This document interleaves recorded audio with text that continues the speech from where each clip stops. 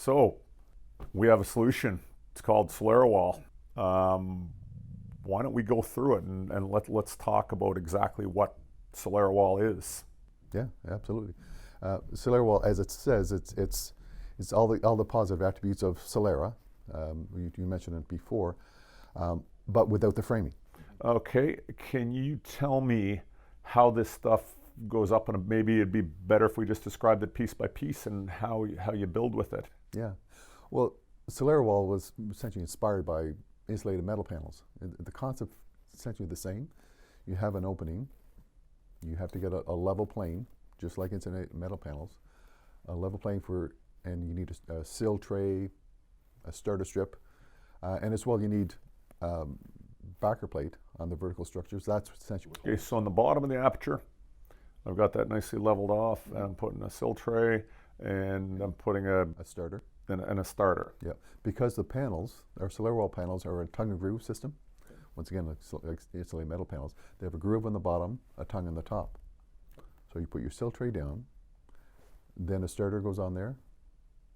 We have the backer plates on your vertical. Okay, so on the vertical we got a backer plate, and the backer plate is aluminum. Yep. Correct? And you've got soft rubber on either side of it. Yeah, because the backside of the panels has glass as well.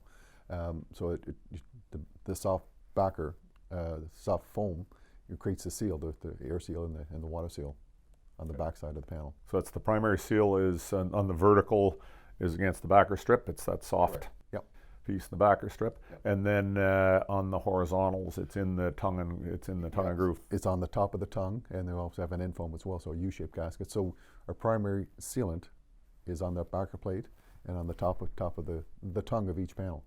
Okay, and from what I understand, you have great air infiltration numbers from your testing. Yes, exceptional. Okay, and so panel goes on to the bottom, and then they just stack. They just tongue and groove on top of each other. Yep, they drop in, and 3 toggles on each side, and you can go either laterally, left or right, depends on your opening, or just in terms of how you build. Correctly, how you install them. Either put on a row right across the bottom, and then go on top, or you could build them in columns if you wanted. Exactly. It doesn't matter. Okay, so we put these panels on tongue and groove, toggles on the side. Okay, when we get to the top, how do we attach back or transition into what's above? Yeah, we've designed a transition components to SoleraWall. We have a header, so the last panel, at the top of each panel and the top of the last panel will have a tongue. So we've developed a header piece that terminates the tongue and attaches directly to the primary structure of the building as well. Okay.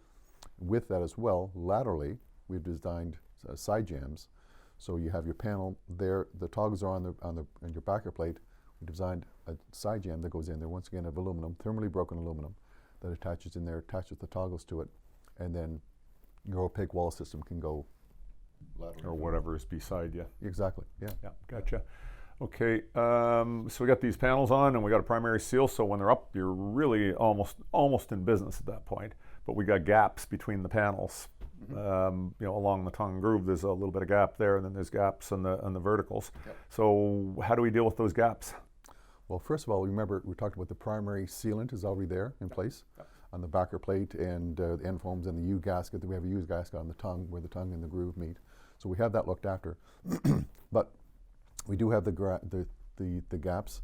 So we've designed it. You can either put gaskets in there, removable gaskets, or wet glazing on the joints, and it creates a really nice pinstripe.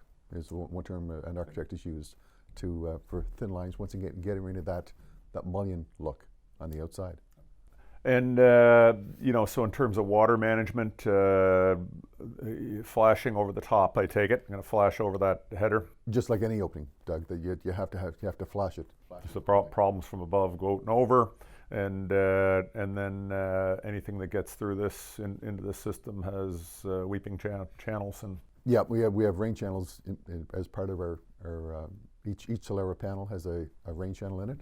So any water that may get in, it'll flow laterally to the verticals, and vertical run down and out. We have weep holes there as well too. So it's designed as a rain screen system.